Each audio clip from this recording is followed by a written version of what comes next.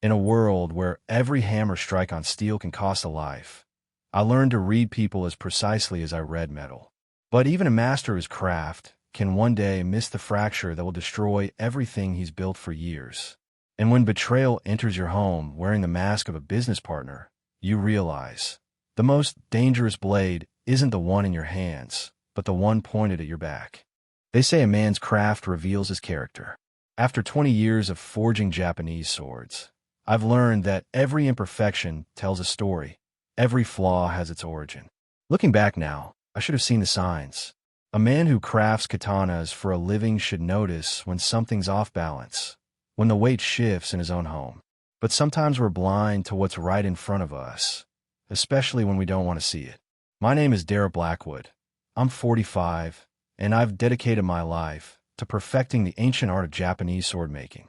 That dedication to precision and detail made me one of the most respected craftsmen in America. The irony doesn't escape me. How I could read the smallest flaw in a blade, but miss the cracks forming in my own marriage. Maybe I was too focused on the forge, too consumed by the dance of hammer and steel to notice my own life losing its temper. I met Akiko at a martial arts exhibition in San Francisco 12 years ago. The memory is still vivid. The polished wooden floors of the exhibition hall, the reverent hush of the crowd, and her.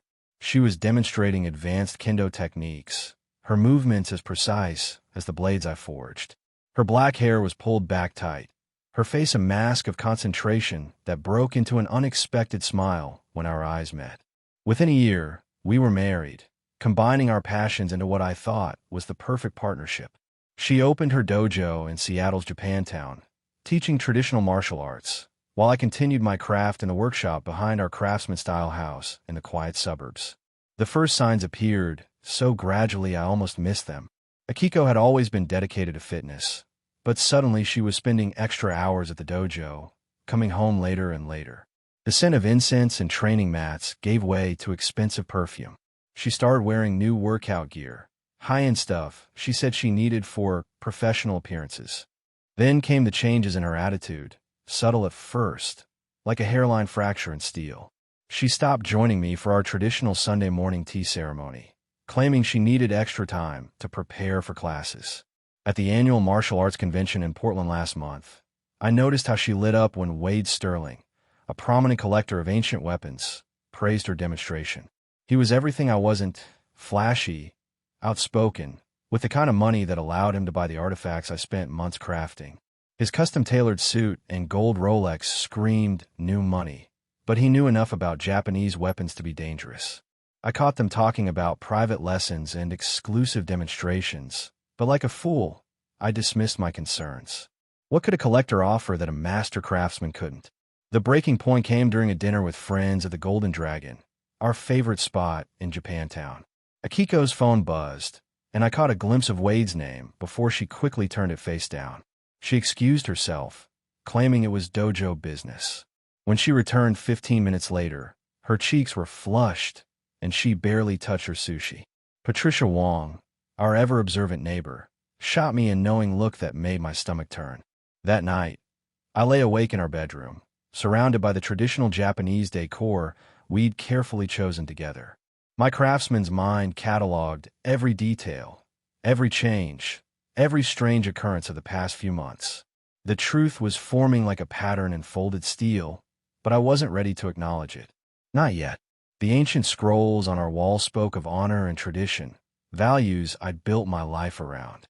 But sometimes, tradition isn't enough to hold things together, and honor can blind you to betrayal. I've always taught my apprentices that you must trust your instincts when working with steel. The metal speaks to you, if you know how to listen. Now, my instincts were screaming at me, and I couldn't ignore them anymore. The annual Japanese weapons exhibition in downtown Seattle was where things started becoming clearer. Wade Sterling's booth was the centerpiece, displaying his collection of rare katanas. I watched from across the hall as he gestured animatedly, explaining the history of a Muromachi period blade to a group of enthusiasts. His designer suit and perfectly manicured hands had never known the heat of a forge or the weight of a hammer. My son Kevin, just 7 years old, tugged at my sleeve during the demonstration. "Dad, Why was Mr. Sterling at our house yesterday? Mom said he came for some papers, but they were in the dojo for a long time. The question hit me like a blade to the gut. I hadn't been home. I was delivering a commission piece to a client in Portland. Later that week, Patricia Wong cornered me while I was working in my forge. She'd been our neighbor for 5 years, always too interested in everyone's business. "Derek," she said, her voice dripping with false concern, "I've been meaning to talk to you about Akiko. I've seen her and Mr. Sterling having lunch at that new sushi place on 3rd Street. Several times, actually. They seemed close." She paused, watching my reaction. "I'm sure it's nothing, just business meetings, but..." The forge suddenly felt too hot, too confining. I thanked Patricia and turned back to my work, but my hands were shaking. The steel I was working on cooled too quickly, developing stress fractures. Just like my marriage, I thought bitterly. That evening, during our weekly family dinner, Akiko was more distant than usual. She kept checking her phone under the table, thinking I wouldn't notice. When I asked about Wade's visit, she brushed it off. "He's interested in sponsoring some advanced training programs at the dojo," she said, not meeting my eyes. "It could be a great opportunity." Winston Morrison, my oldest friend and fellow craftsman, called me the next day. "Listen, Derek, I was at the Dragon's Pearl yesterday, and I saw something you should know about." He hesitated. Akiko was there with Sterling. They weren't exactly sitting on opposite sides of the table, if you know what I mean. The pieces were falling into place, each one sharper than the last. The late nights at the dojo, the new clothes, the secretive phone calls, and now, Wade Sterling showing up at my house when I wasn't around. The pattern was clear, like the grain in well-folded steel, but I needed to be certain before I acted. A master swordsmith never strikes until the moment is perfect. The day everything fell apart started like any other. I had a meeting scheduled with a collector in Vancouver about a commissioned Tonto blade, but he called to cancel at the last minute. Something about a family emergency. I should have been annoyed, but instead, I felt an odd sense of relief. I could head home early, maybe surprise Akiko, and take her to lunch. The spring rain was falling steadily as I drove back through Seattle's winding streets. Our house, a traditional craftsman with the separate dojo building behind it, looked peaceful in the misty afternoon light. Akiko's car was in the driveway, which was unusual. She normally taught advanced classes at this hour. The front door was unlocked. Another oddity. In our house, we followed traditional Japanese customs strictly. Doors were always secured, shoes always removed, spaces always organized. "Akiko," I called out, slipping off my boots in the entryway. No answer, but I heard faint sound coming from the dojo. Walking through the garden path to the dojo, I noticed Wade Sterling's Mercedes parked around the corner, partially hidden by the cherry trees I'd planted when we first moved in. My heart began pounding against my ribs, but my feet moved forward with the same deliberate precision I use when approaching my forge. The dojo's sliding door was closed, but not completely. Through the gap, I could see the afternoon light playing on the polished wooden floors, the wall of ancient weapons I'd restored gleaming dully in the background. And there they were, Akiko and Wade, on the training mats. But they weren't training. For a moment, I stood frozen, my craftsman's hands gripping the doorframe.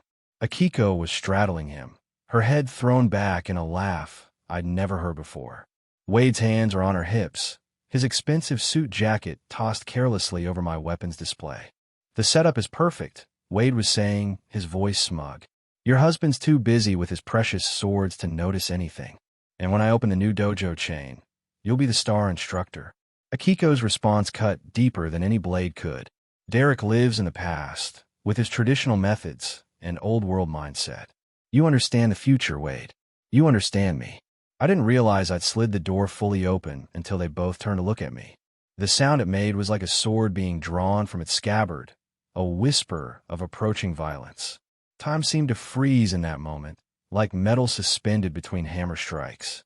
The three of us stood in a triangle of tension, the afternoon light casting long shadows across the dojo floor. Wade scrambled to his feet first, trying to maintain his cool guy facade while fumbling with his clothes. What a joke. All that expensive swagger gone in the blink of an eye. "Derek," Akiko started, her voice shaking. "This isn't. I mean, we were just..." "Save it." I cut her off, my voice as cold as quenching oil.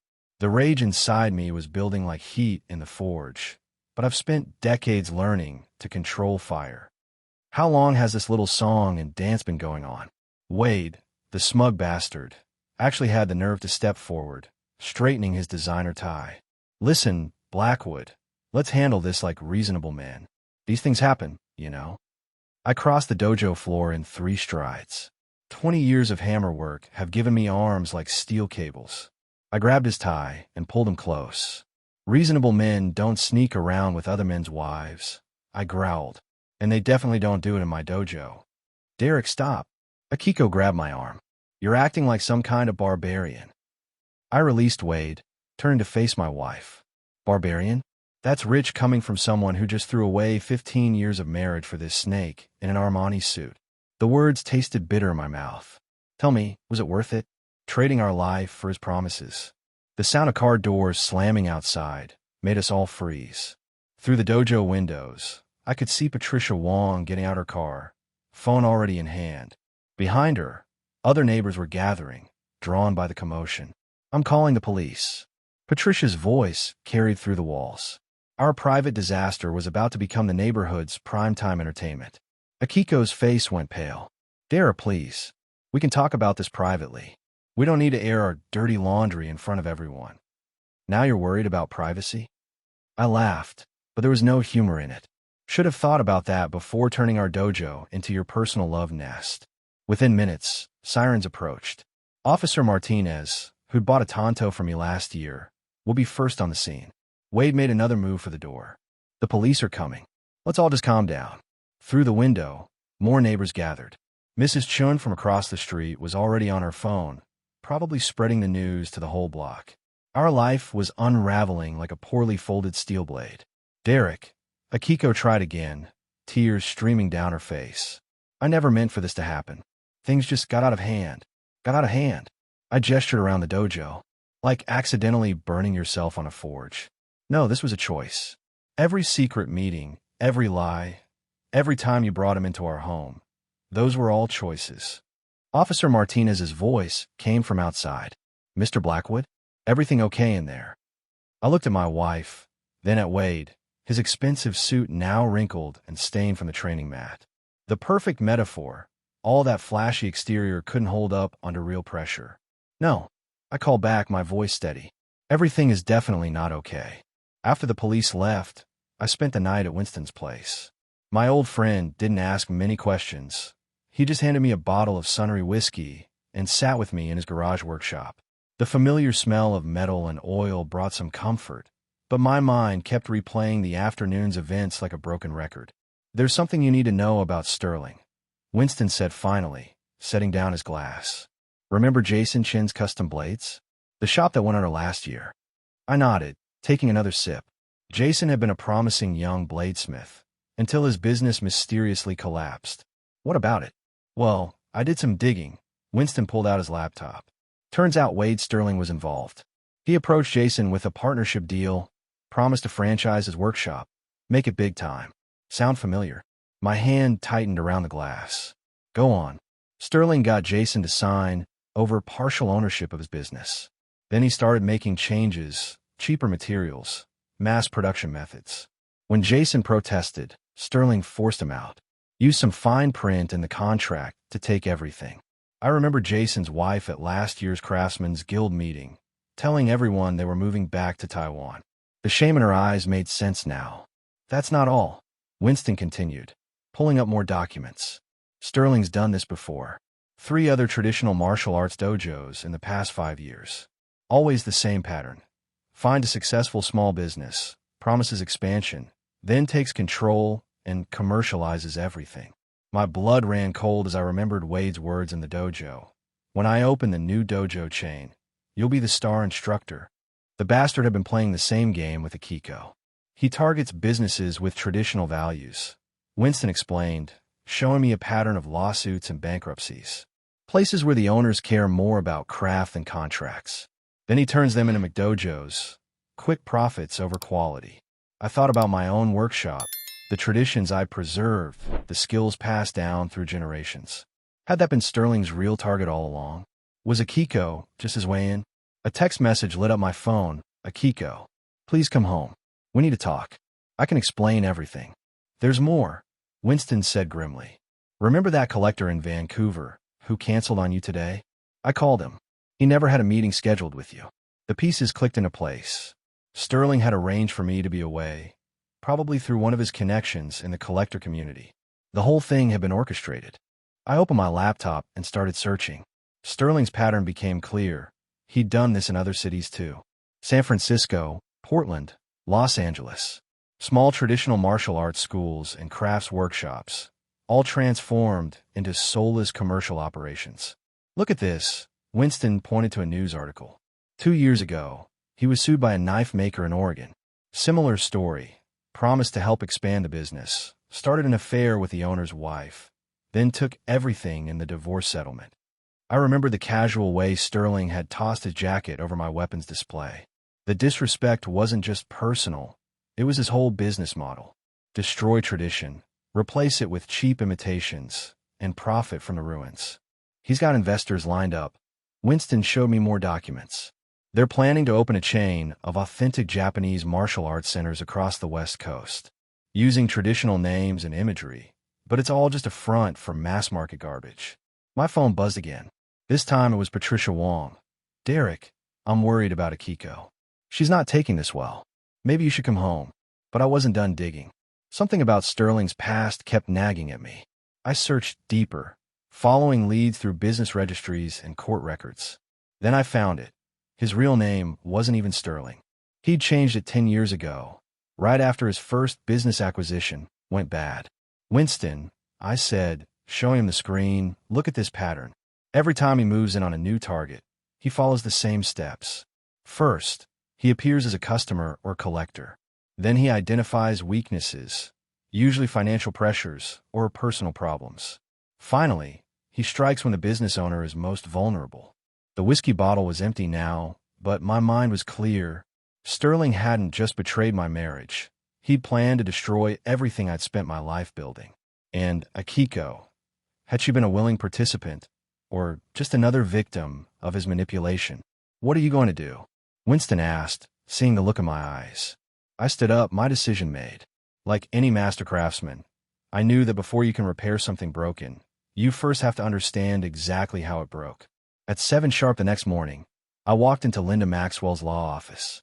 She'd handled contract work for my custom pieces before, but this was different. She listened without interruption as I laid out the whole mess.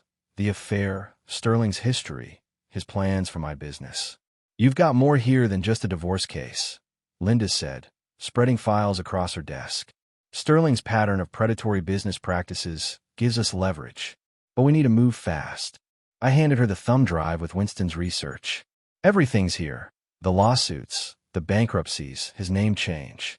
He's done this to other craftsmen. Linda's eyes narrowed as she scrolled through the documents. This is gold. He violated several trade practices acts, and using personal relationships to gain business advantage. That's textbook corporate espionage. My phone buzzed. Another text from Akiko. I ignored it. Here's what we're going to do. Linda pulled out fresh paperwork. First, we file for divorce citing adultery and financial manipulation. Then we hit Sterling with a separate lawsuit for business interference and fraud. She outlined the strategy: protect my assets, secure the workshop's ownership, and expose Sterling's pattern of destroying traditional crafts businesses. We'll need statements from his other victims, starting with Jason Shun. I thought of Jason's wife. Their shame when they left town. Will they talk? They will when they learn they're not alone, Linda said, reaching for her phone. I know attorneys in 3 states who'd love to take Sterling down. We can build a class action. By noon, the paperwork was filed. Linda's paralegal was already contacting Sterling's other victims, building a network of testimony. The predator was about to become prey. Walking out of Linda's office, I felt like a sword being reforged. The metal had to be broken before it could be remade stronger. My phone lit up again. Akiko had left a voicemail. Derek, please. Wade's lawyers are threatening me. They say if I don't sign some papers, they'll take everything. I didn't know. I didn't understand what he was planning. Please call me back. I played the message for Linda. Classic intimidation tactic, she said. Sterling's trying to pressure her into signing over dojo rights before a lawsuit hits. Don't worry. I've seen this move before. His house of cards is about to collapse. The news hit the craftsman community like a typhoon. Within days of filing the lawsuits, my phone was ringing nonstop. Jason Chin called from Taiwan, eager to testify. 3 other martial arts instructors reached out, sharing similar stories about Sterling's predatory tactics. Even my suppliers were calling, offering support and information. Sterling's carefully built facade was crumbling. The local business journal ran a piece exposing his pattern of destroying traditional arts businesses. His investors started pulling out, spooked by the pending lawsuits. The authentic Japanese martial arts center's project was dead in the water. Then Akiko showed up at my workshop. I was working on a commission wakizashi when I heard the door slide open. She stood there, looking smaller somehow, wearing the plain cotton GI from our early days together. Derek. Her voice was barely a whisper. Can we talk? I kept working, focusing on the steel under my hands. Your lawyer can talk to mine. I'm not here about lawyers. She stepped inside, the familiar scent of green tea and tatama mats following her. I need you to understand. Wade. He manipulated everything.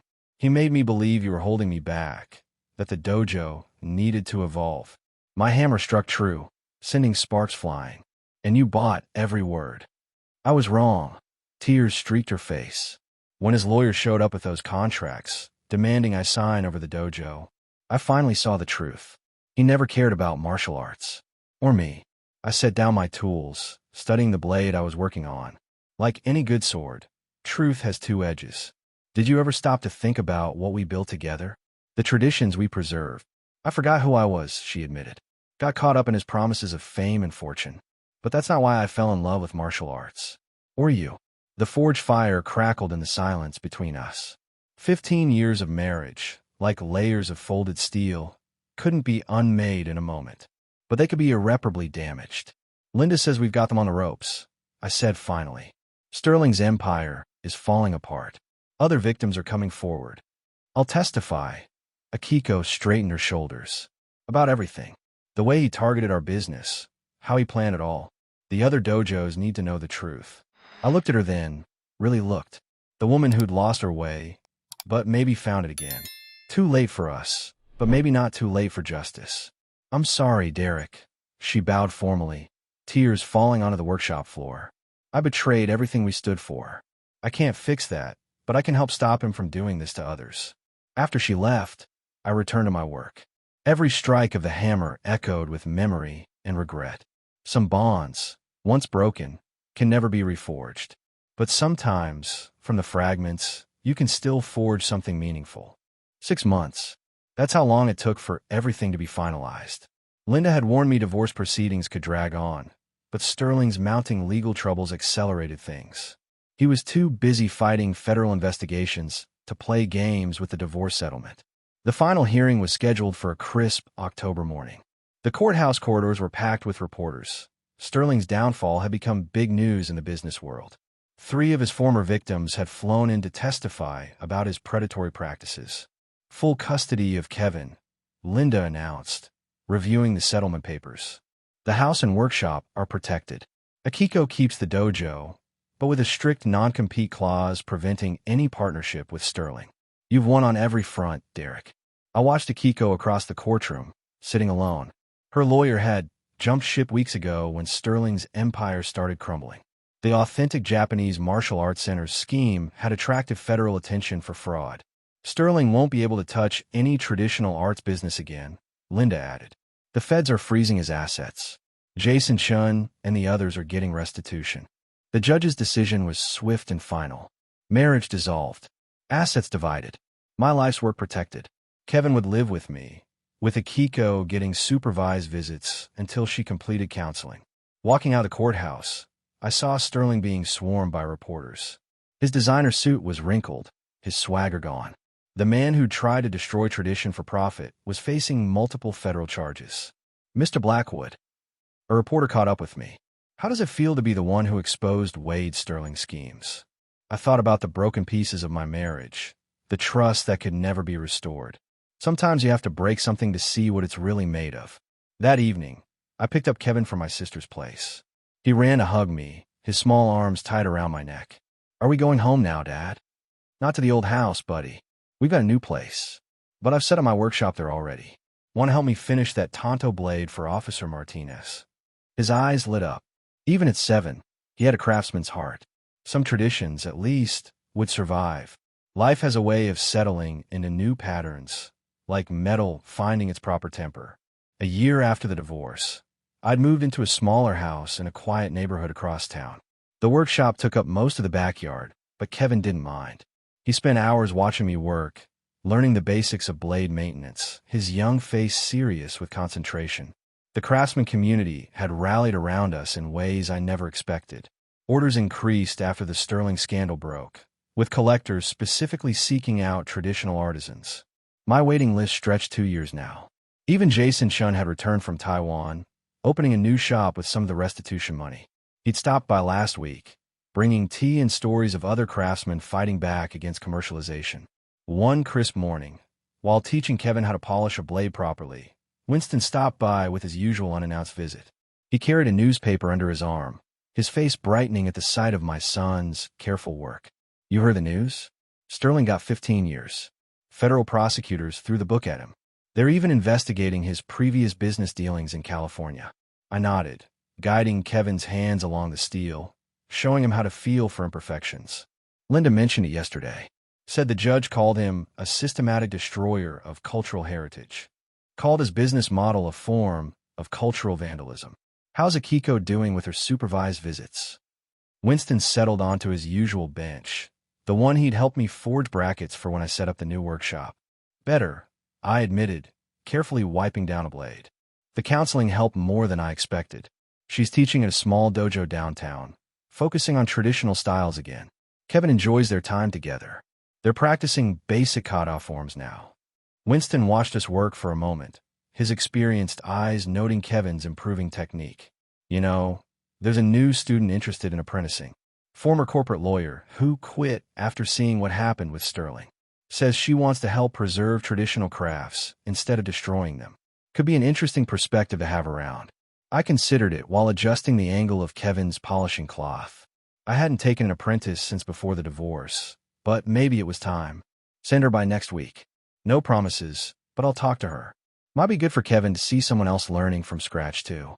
That evening, after Kevin was asleep in his new room decorated with carefully mounted practice blades, I sat in my workshop looking at an old photo.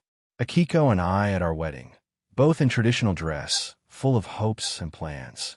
The pain had dulled, like an old blade that would never be sharp again, but could still tell its story. My latest commission sat on the workbench, a ceremonial tanto for a museum in Kyoto. They'd specifically requested it after hearing about the Sterling case, wanting to support traditional craftsmanship. The blade caught the workshop lights, its surface reflecting the changes in my life. Sometimes, I realized, you have to lose everything to remind people what's worth preserving. Kevin had left his practice piece next to mine, his first attempt at polishing. The work was rough, unpracticed, but the dedication was there. Like the steel we worked with, life could be reforged. Different from the original, but strong in its own way. Looking at his efforts, I felt a new kind of pride emerging, as pure as properly folded steel. 2 years after the divorce, the cherry trees I planted in my new backyard bloomed for the first time. Kevin, now 9, helped me set up chairs for the garden party, a small celebration marking the completion of my first apprentice's training. Sarah, the former corporate lawyer turned bladesmith, had proven to be a natural. Her legal background gave her a unique perspective on preserving traditional crafts. She'd already helped 3 other artisans protect their workshops from commercial takeovers. The party brought together an unlikely group. Jason Chun and his wife flew in from Taiwan. Winston brought his famous sake collection. Even Linda Maxwell took time from her busy practice to attend. The craftsman community had grown stronger since the Sterling scandal, forming a network of mutual support and protection. Akiko came too, arriving with a traditional tea set, her first student's work. After completing counseling, she'd rebuilt her reputation teaching authentic martial arts. She and Kevin had found a new rhythm in their relationship, bound by respect for tradition rather than obligation. "Remember what you taught me about steel, Dad?"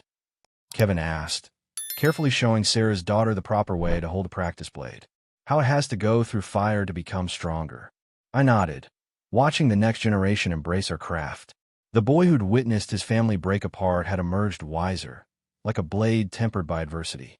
The museum in Kyoto had commissioned 3 more pieces, impressed by how the sterling case had highlighted the importance of traditional craftsmanship. Other cultural institutions followed suit. We weren't just preserving techniques anymore. We were teaching the world why they mattered. Sterling himself was old news now. Last I heard, he was serving his sentence while writing a memoir about his misunderstood vision. Nobody in our circles cared. We were too busy building something real, something that would last. That evening, after the guests left, Kevin and I sat in the workshop. He worked on his latest project, a small knife he'd designed himself. His techniques were improving, but more importantly, he understood the spirit behind the craft. "Think we'll ever see another guy like Sterling?" he asked, testing the blade's balance. "Probably," I replied, checking his work. "There will always be people who value profit over tradition. But now we know how to spot them, how to stop them." Looking around the workshop, at the tools passed down through generations and the new ones we'd added, I felt a deep sense of peace. Life, like the finest steel, finds its true strength not in remaining unchanged, but in adapting while keeping its essential nature intact.